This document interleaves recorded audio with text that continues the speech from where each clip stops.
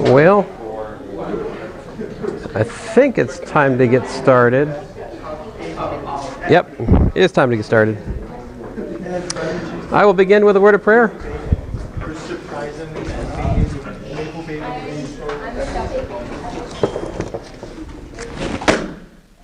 I'll begin with a word of prayer. There we go.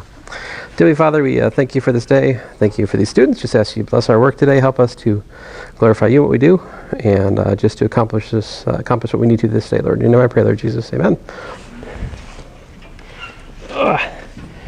So, it's a big book. Any questions about anything before we get started? I do have a little bit of time for homework questions today if you got them. Yep. Go ahead, Sam.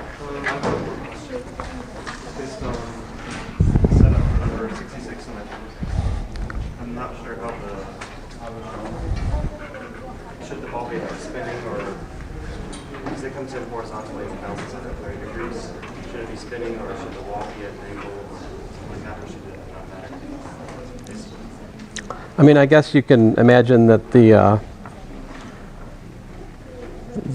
wall's at an angle or something. I mean, or it could be spinning, I suppose, but it doesn't much concern you.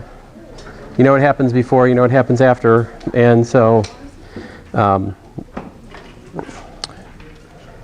there has to be some forces on the ball from the wall, right, that changes the momentum, and so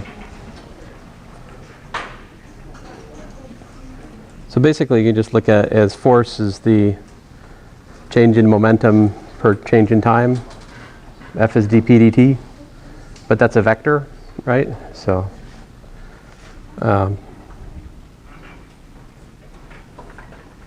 yep. Other questions? Let's talk about problem 66. Yes, sir.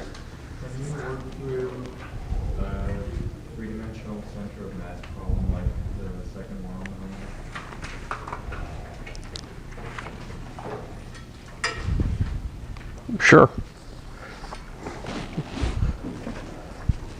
Let's see here.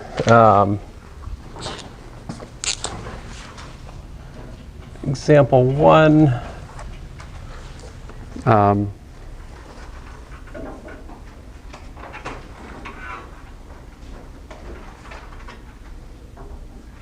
Let's see here. So I'll just, it doesn't much matter where I put them.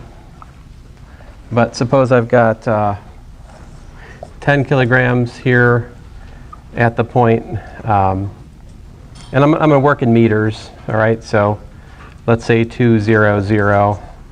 I've got another 20 kilograms up here at the point, oh, I don't know, 0,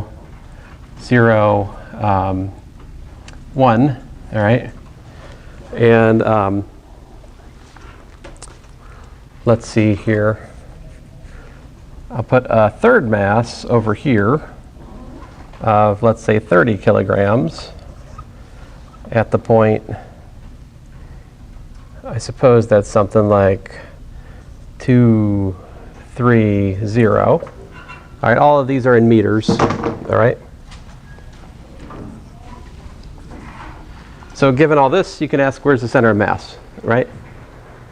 Where's the center of mass for this system? And you know, it's not bad. Figure this out. So first of all, the total mass is 10 plus 20 plus 30, right? So your total mass is 60 kilograms. And what's the center of mass? Well, the center of mass would be at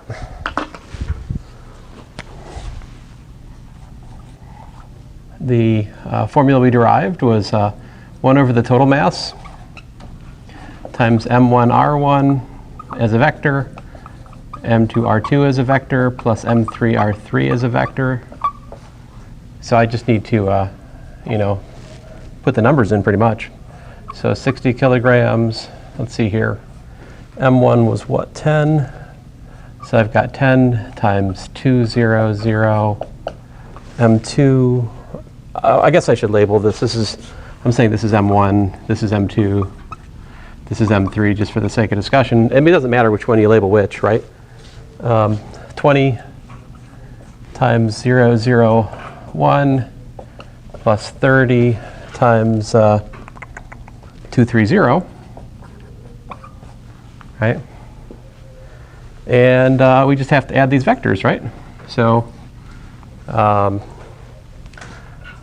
and let's see here. So I'm going to go ahead and divide the tens out. So that gives me 1/6 of 2. Let's see here. 200 plus 002 plus, let's see here, 3 times 2 is 6, 3 times 3 is 9, 0. I don't know, you can do this math however you want, you know. So I get 8, 9, 2, I think.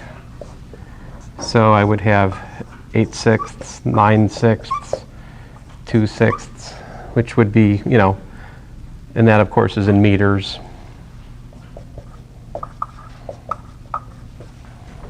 There would be the center mass. So that's how you do it. You just, you know, take the vector mass weighted average, if you will. Does that help? I mean,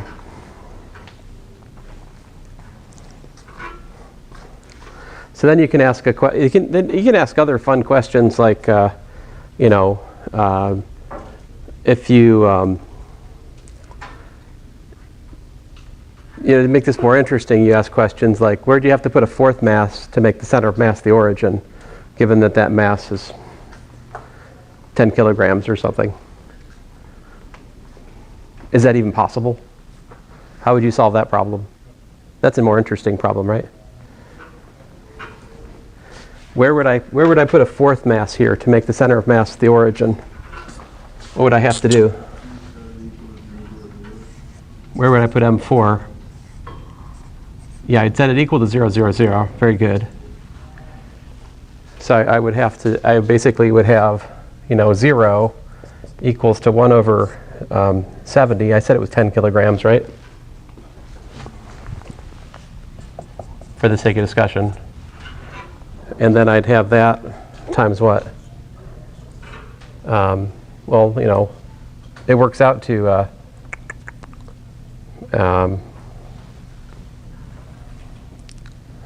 80, 90, 20, working backwards, plus the vector, I don't know where it is, well, 10 times that vector, right?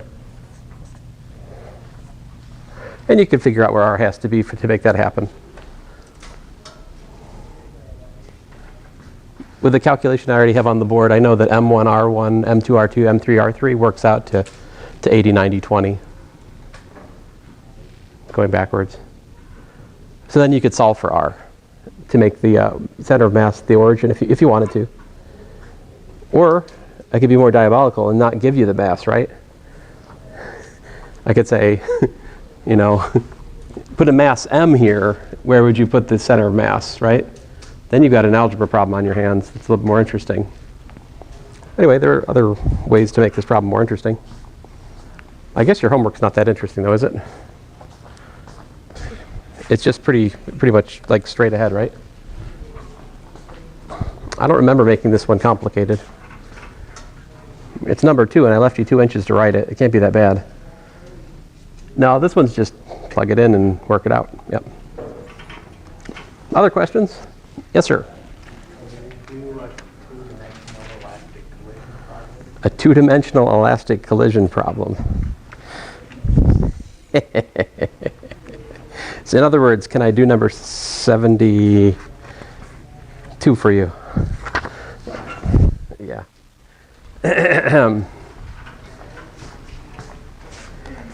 How about I do it without numbers?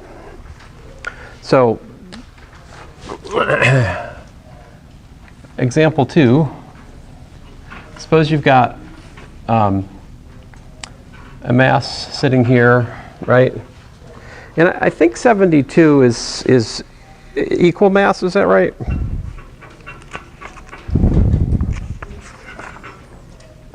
Yeah, identical puck. Okay, so that's good. So we got a mass, and it's moving along here at velocity v, and it hits another hockey puck up here, like this, right at rest to start with, right? And so this is before the collision, right? And it's got some initial velocity v naught, whatever that is. You have a collision, and afterwards, so here's the collision point. Afterwards, the let's say B goes off here like this, and A goes off here like that, right?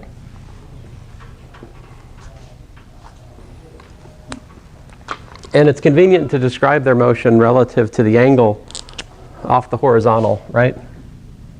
So we can describe their angle, say this one alpha, this one down here beta.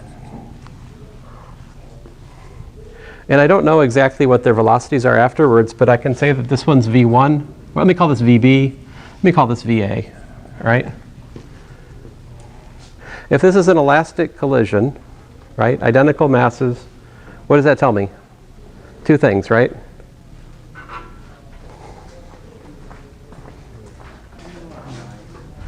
Two things. That momentum's conserved, right? And what else? Kinetic energy is conserved, right? Unfortunately for us, this is two-dimensional, which means that wonderful relative velocity is negative before and after thing, it's no longer in play here. That's a one-dimensional thing. As much as I'd love for it to be two or three-dimensional, it's just not. But there is something beautiful that happens here.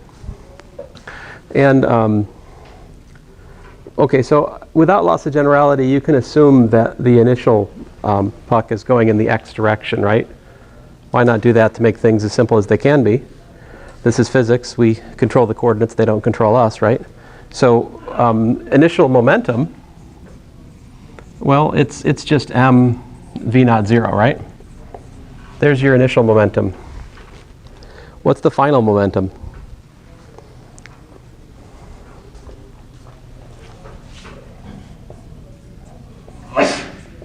Maleshu, yes. The mass, whatever it is, and VB, yeah? Well, VA, let's say. VA times a vector plus the mass times VB times the unit vector.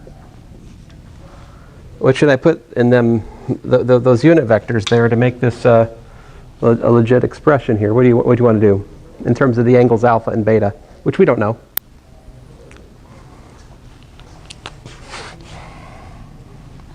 This problem requires a long attention span. Like, you can't just look it up in the book and like copy the answer down. Like, you have to like attack it systematically. And you need to come up with the right labels for things. I might have been tempted to call the angle between A and B altogether theta. That wouldn't have been helpful because it doesn't nicely correlate to the x direction, right? But if I put alpha and beta, then it's clear enough to how to break the vectors down in x and y, right? Like, let's see here. For A, I want what? Like cosine beta, right? And looks to me like a minus sine beta, right? Sorry, it's so tiny. I regret nothing. And then cosine alpha and sine alpha. You see the difference, right? Why one has to be minus and the other one has to be plus? Momentum's conserved, right? So what does that give us? We have mv naught is equal to, apparently, mva cos beta plus mvb cosine alpha. And we also have 0 is equal to, apparently, mva minus mva sine beta plus mvb sine alpha.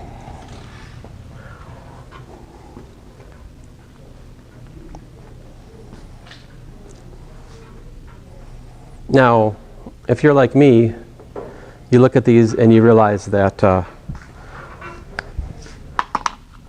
you know, we can put these equations on a diet, right? Like V0 is VA cosine beta. You might say, what do you know about dieting? Fair enough. Point taken. Cosine alpha. 0 equal, oh man. Well, I guess we could solve for tangent. I don't know, I'll just leave it like this. VA sine beta, oh, minus VA sine beta, right? There's a minus there, plus VB sine alpha. So you got these, we can divide by m, right? Those are nicer equations. What's the other thing we know?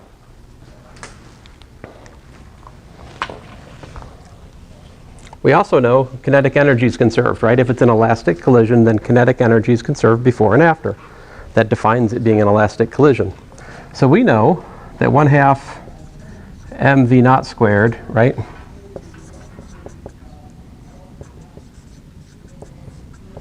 One half mv naught squared is equal to what? It's equal to 1/2 mva squared plus 1/2 mvb squared. Again, I think we can get rid of the m, right? And we get a relatively nice equation there of v naught squared equals to va squared plus vb squared.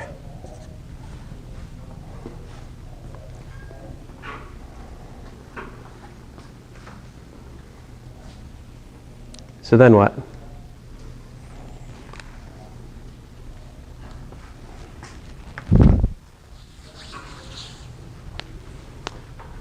You're like, well, I had additional information in problem 72. Or did you?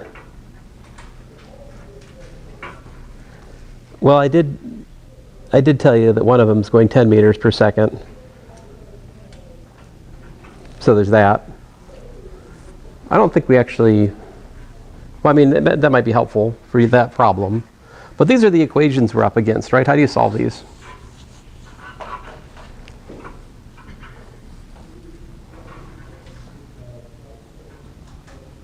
Let's see here. Let's try some things. So if we take this equation, right, and plug it in down here, what's that give us? That gives us VA squared cosine squared. I make no guarantee this is going to work out, guys. I'm just going to try something, okay? VA VB cos alpha cos beta plus VB squared cosine squared alpha, right? Foiling that out. And then on the other hand, that's equal to VA squared plus VB squared, right?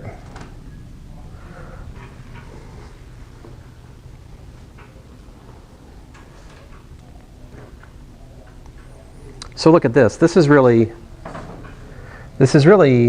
VA squared cosine squared beta. Well, it's cosine squared beta minus 1, right? And then plus VB squared cosine squared alpha minus 1, right? Plus what? Plus 2 VA VB cos alpha cos beta. Ooh, yes, Hannibal. I love it when a plan comes together. Although we're not quite there yet. What is cosine squared minus 1?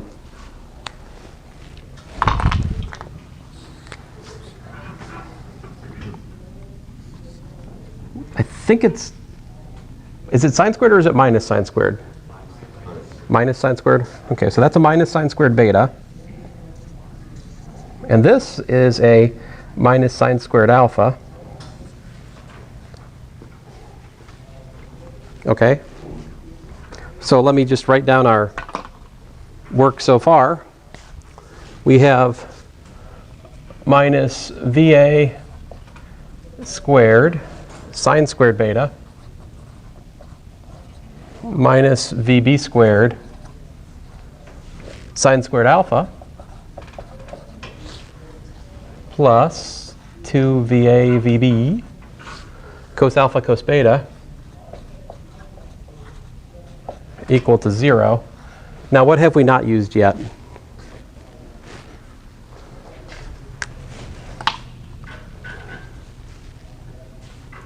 Which one have we not? We've not used the middle equation yet, right? We've not used conservation of y momentum, right? This is the y component of the conservation of momentum.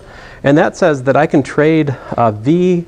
This says that I can flippity-flop. I can go VA sine beta is equal to VB sine alpha, right? So I can take up here and I can create a 2VA VB out here. See, because I can trade this for a minus VA VB sine alpha sine beta, and I can make this also minus VA VB sine alpha sine beta, right? So I think this is a good one to ask about because this one's kind of hard. So you got 2VA VB, and you got yourself a cosine alpha cosine beta minus sine alpha sine beta equal to 0.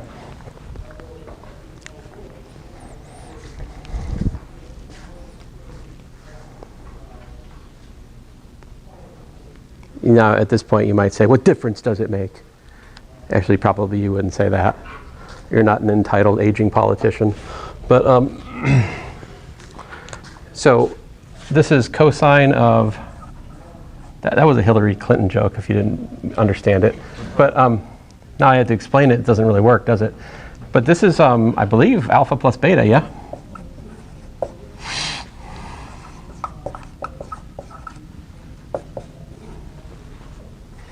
By the adding angles formula that you guys all know, right?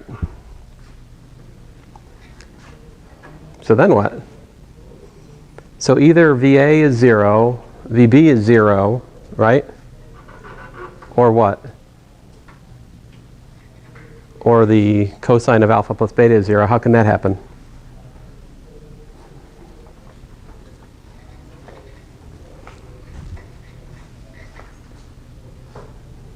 If they're 90 degrees apart.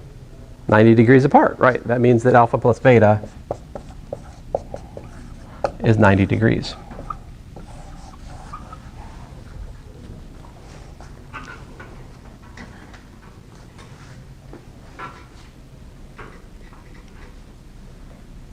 So what does that say about this problem?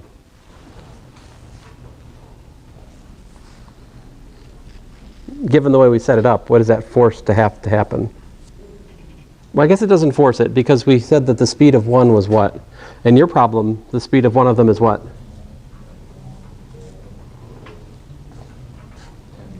10 meters per second afterwards, right? And I said it was the puck initially at rest, 10 meters per second. So I think basically you can, for your problem, you can assume VB is 10 meters per second, right? So once you know that, if you know that VB is 10 meters per second, right, then that forces VA to be something, right? Anyway, then you can go from here and solve it, I think. I think you have enough information now. Now that you know that it's 90 degrees between them, you can piece it together from here. It was important that the masses are equal, right? So, but this is like a really neat result. A glancing elastic collision results in, the aftermath of 90 degrees separate. Like, so if you've played pool much, this is the basis of many shots, right? Because pool balls are approximately elastic collisions. And of course you can do other things like spin and all kinds of fancy, what do they call it? The English or whatever. But anyway, I hope that helps.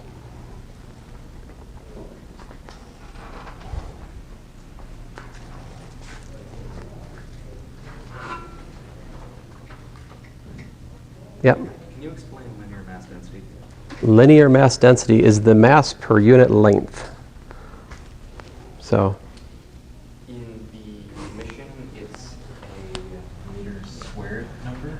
yeah, so I said lambda is like dm dx. So this is the linear mass density. And I worked a problem in class where I talked about it could be a wire of variable density. But then afterwards, I'm like, well, you could think about this as being equivalent to a problem of like a triangle, you know. So this was given to you to be like alpha x squared in the homework, or what? It's 3 kilograms per meter squared. So it's constant? Times x. So basically this is the formula like alpha x, essentially. Alpha is a constant, right? So, and it's over some range, right? Like 0 less than or equal to x less than or equal to L or something, right?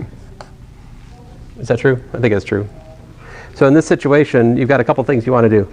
Number one, you need to calculate the total mass of the rod. That's the integral of dm. So to do that, you're going to integrate from 0 to L of lambda dx, which in this case will be, dm here is alpha x dx. So you got to integrate that to find out the total mass. So you can do that. And then the center of mass, which usually use x bar in this situation, it's defined to be 1 over m times the continuous sum of x dm. And of course that's over the rod, or whatever the thing it was in the homework problem, I've forgotten. But so you do 1 over m. For your problem, you just got to integrate from 0 to L of, it looks like alpha x squared dx. So I think I worked something pretty similar in class. I might have worked this in class, actually, yeah. In this case, should lambda be dm dA in terms of meters squared? And we solve for that area based on that.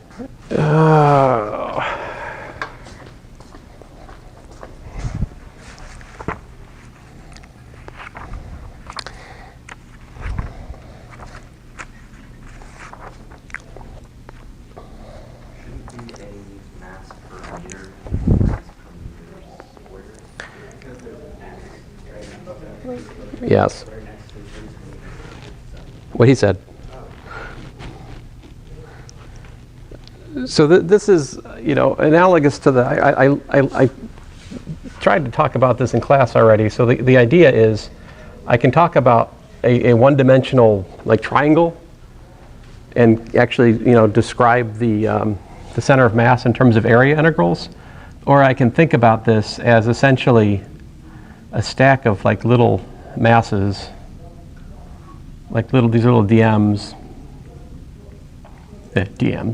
And so if I just think of each one of these vertical strips as a separate point mass, I can find the center of mass by doing integration across those.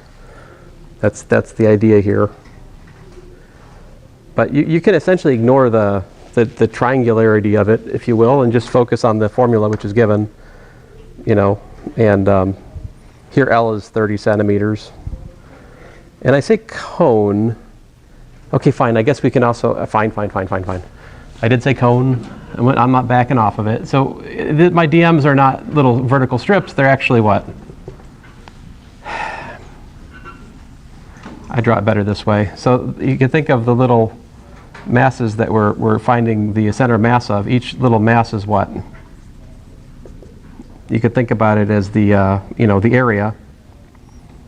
I don't know, pi y squared dy times the, the density, where rho is the mass per unit volume. Something like that. Well, that's still wrong. Mass per unit. Yeah, mass per unit volume if I'm multiplying by dy. But I don't want to do it that way. So anyway, let me stop talking about this. I'm just making it worse. So none of this will help you solve the problem. But you can conceive of the cone as kind of ideally. I'm thinking of each slice of the cone as if it's a little mass, right? But that mass is variable, continuously so, according to this formula. So 0, the little mass here is 0, and it grows linearly until the maximum at the end of the cone.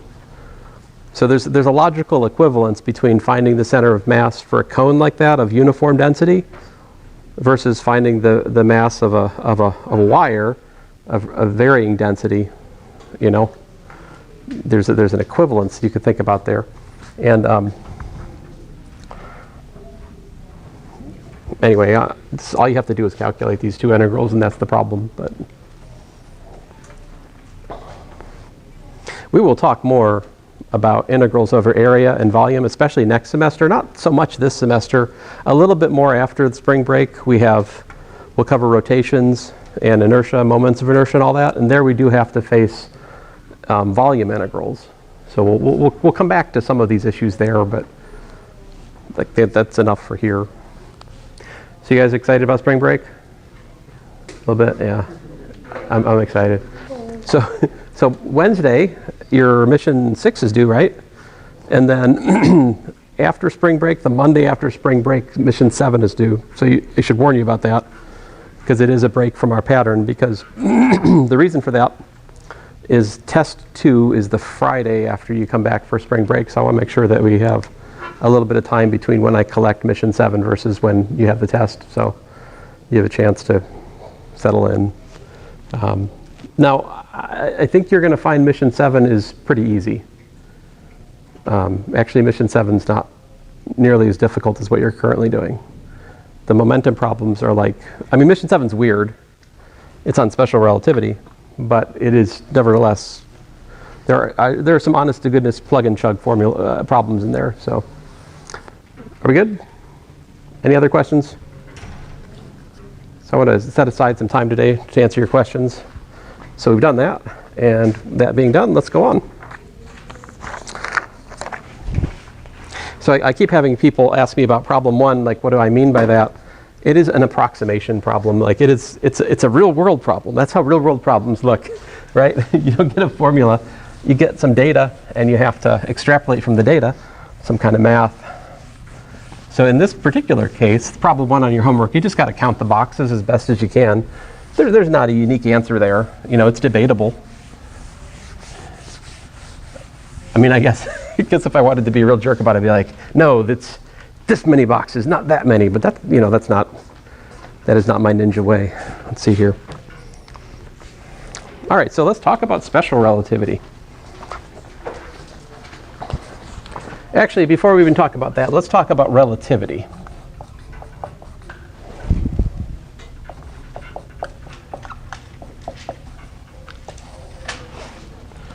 So you guys know what relativity is? Anybody?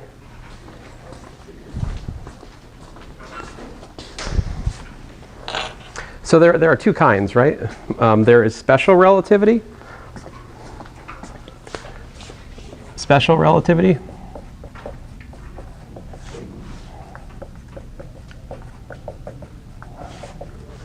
I can't spell relativity. I still am missing an I in there. Or SR. And there is general relativity.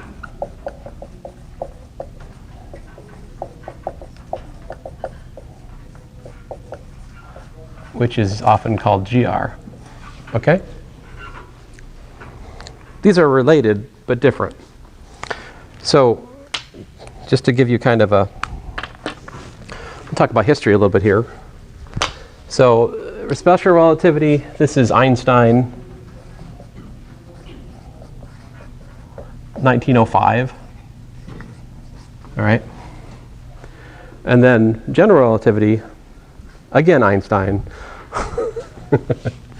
But then 1915. Okay, so what's the difference between these two? 10 years. 10 years? Seems like a safe answer. I like it. So the difference here is special relativity is a modification of classical mechanics. Okay, so basically, let me just say that. Special relativity is essentially a modified version of classical mechanics.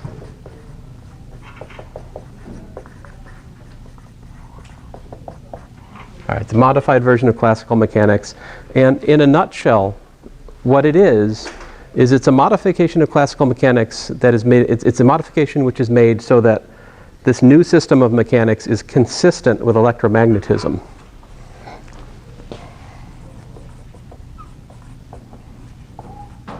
Now you might say, well, what's electromagnetism? Well, it's summarized by what are called Maxwell's equations. So Maxwell's equations, what are Maxwell's equations? Well, let me write them out for you. There are 4 equations for Maxwell. Maxwell's equations. Now, I'll write, these are Maxwell's equations in the vacuum. All right, so Maxwell's equation in the vacuum are this. The divergence, I guess I can write them in, well, I'll write them in matter. The divergence of the electric field is charge over epsilon naught. The divergence of the magnetic field is 0. The curl of the electric field is minus the time derivative of the magnetic field. And the curl of the magnetic field is equal to mu naught times the current density J plus epsilon naught times the time derivative of the electric field. So these are the equations, these are Maxwell's equations. Now, I think we have a physics minor here now, or soon. So it should soon become possible to take a course which is on these. You're electrical engineers, you have a course on this, fields and waves, right? Your fields and waves course is on these equations, Maxwell's equations. So these equations, they're a set of coupled partial differential equations. They relate the electric and the magnetic field, how they respond to one another. In the absence of matter, in vacuum, or in vacua, we have the current density is current density is 0, and the charge density. This rho, by the way, is dq dv. That's the charge per unit volume. It's a different rho than the one I was talking about a minute ago. Not the mass density, but the charge density, right? So I'm giving you a flash forward to next semester, all right? This is Physics 232 I'm talking about at the moment. But it's important to this story, so I'm mentioning it. So Maxwell's equations were discovered basically, goodness. I mean, it depends on how you want to, cut the, how you want to allocate the credit for people, but roughly speaking, a good part of it was known by the early 19th century. All right, like magnetism. People had those Leyden jars. Remember, they had like these glass jars that they're basically capacitors. People didn't quite understand what they're doing. They killed themselves with these Leyden jars by accident, stuff like that. We've all heard the story about Benjamin Franklin and putting the kite into the electrical storm, all that stuff, right? All that was done. So people knew something about the fact that you could take, like you all know, you can take the balloon and rub it on your head and put it against the wall. All these experiments with static electricity, right? These things have been known for quite a while in various circles. But what was new is in about 1860, this was added. This was Maxwell's correction. Maxwell's corrections to Ampere's law. And adding that term in is a game changer, because with that term added in, what these 4 equations become in vacuum, these 4 equations imply the following equation. They imply that the Laplacian of the electric field is equal to mu naught epsilon naught times the second time derivative of the electric field with respect to time squared. And the Laplacian of the magnetic field is equal to mu naught epsilon naught partial squared b partial t squared, all right? Now, you like in English, please, right? So let me put this in English. These are wave equations. These are wave equations. And if you study wave equations, as 19th century physicists would have done, because that was their bread and butter, right? Like trying to understand waves, that's a big deal, right? So they were well aware of wave equations. They found this. This says, wait a minute, the electric and magnetic fields satisfy a wave equation. That means they're a wave, right? And the other thing about a wave equation is that a wave equation, part of its characteristic is the velocity of the wave. And that is in terms of the coefficient. So here, it turns out that the velocity of the wave here is actually, this is the square of the reciprocal of the velocity as it turns out. So the wave, this suggests that the speed of the wave is 1 over the square root of mu naught epsilon naught. Now mu naught and epsilon naught are respectively the permeability and the permittivity of free space. These are constants that are associated with the vacuum itself, space and time itself.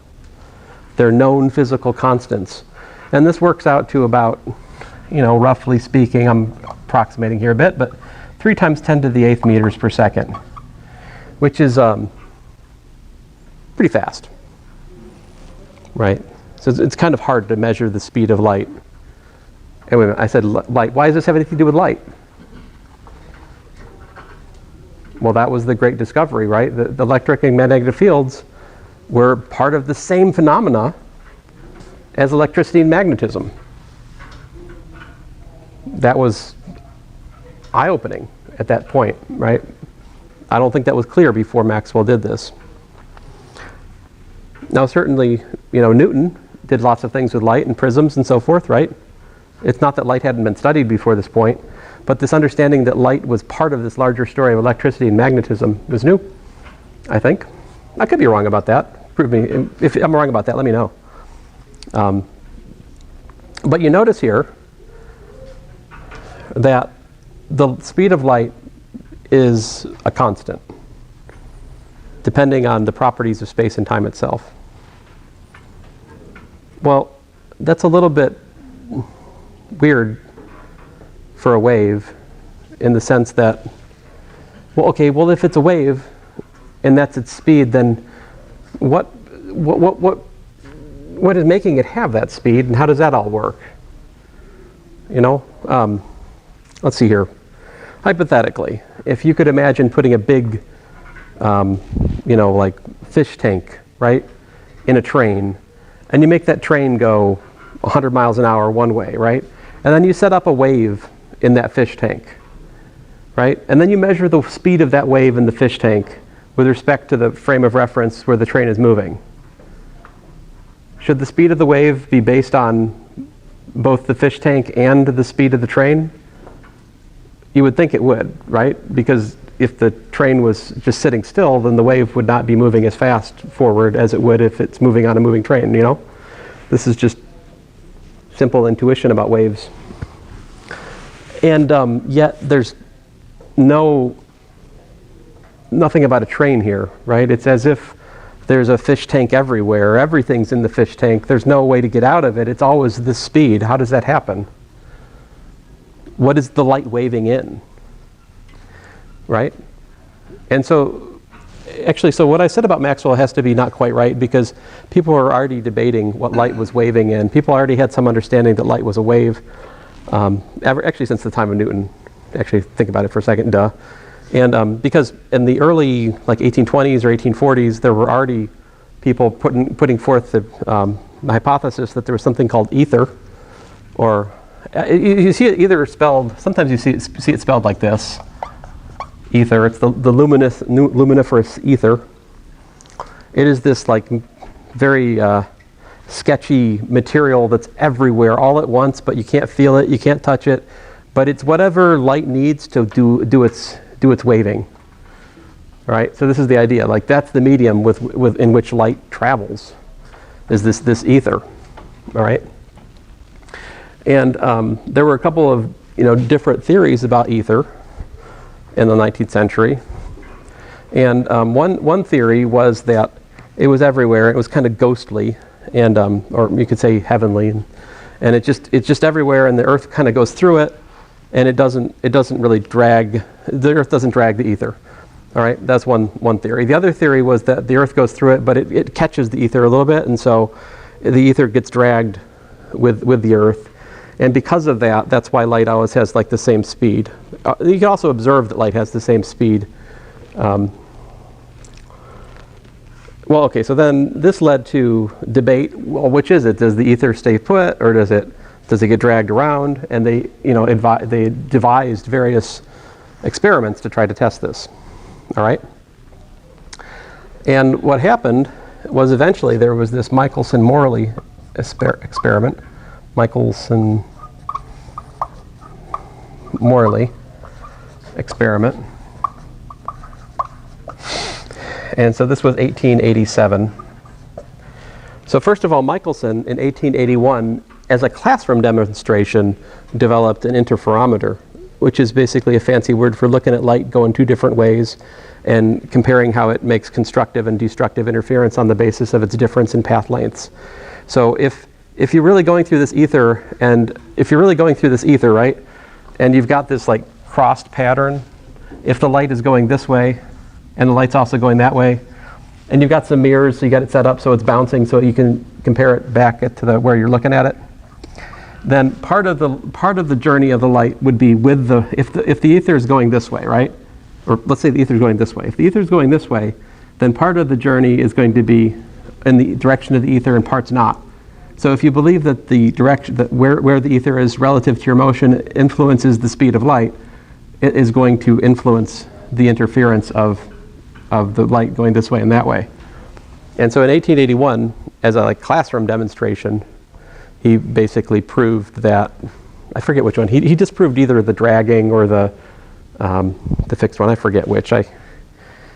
Well, there is a lengthy Wikipedia article you guys can read on all the details. It's all there, everything you want to know and more.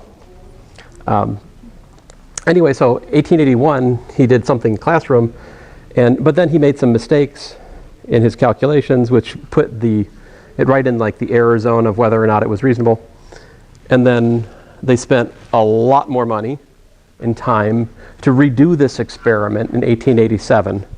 And the way it was done is this giant table, this giant interferometer. It was all about getting it stable so that passing horses and stuff couldn't introduce vibrations, because basically you're looking at these interference fringes and you need absolute concentration and no vibration. So the way they achieved this was to make a giant sandstone table and then float on top of that in mercury the apparatus. So the apparatus is floating in mercury on top of this giant sandstone slab, and they were able to vastly improve the accuracy of Michelson's original thing. And then they ran this as the Earth was going around the sun. So if there is some kind of background ether frame, then you should see a difference in the speed of light when you're on one part of the sun, one part of the orbit around the sun versus the other. But what they found as they went around the sun like this, is that there was no difference, no detectable difference in the speed of light anywhere. In other words, they set out to prove that there would be a distinction in the speed of light depending on the travel. And what they ended up, the experiment was probably the most famous null result of an experiment, which essentially proved the speed of light's constant. That was what this experiment essentially proved. And it's been repeated since then with greater and greater accuracy to establish the constancy of the speed of light. So this is a well-known experimental fact. Now, there's a context, of course. We're talking about the speed of light with respect to a certain media. It turns out that different media, different index of refractions has different speeds. So there are some, in vacuum is the fastest. If you have light go through a linear media, it slows it down as such. And because of that, the light bends when it goes through one thing to another. This is Snell's law. We'll talk about it next semester. But in a particular context, the speed of light is constant. So, experimentally determined fact, and yet that flies in the face of basic, simple intuition about the velocity of waves and where they're being transmitted from. There seems like a contradiction there.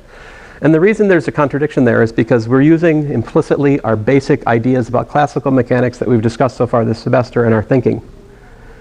And we have to replace those ideas with what's called special relativity. Special relativity is based on the fundamental assumption that the speed of light is constant in all inertial frames of reference, number one, and number two, that the laws of physics are the same in all inertial frames of reference. Those two basic principles derive special relativity. So this was Einstein's axiomatic approach. I'll derive those next time. And then just to finish the story, general relativity, in contrast, is a theory of gravity. So general relativity, in the absence of matter, reduces to special relativity. right? But in the presence of matter, it says that matter curves space and time together in what's called a space-time manifold. And the curvature of that manifold is related to the acceleration due to gravity through something called Einstein's field equations. You need a couple of semesters past calculus 3 to really understand this. You need something called tensor calculus. The tensor calculus to do that was only developed by mathematicians, I don't know, about 30 years before Einstein did this physics. So good for him that he came along when he did. Anyway, I think I'm out of time. I better stop.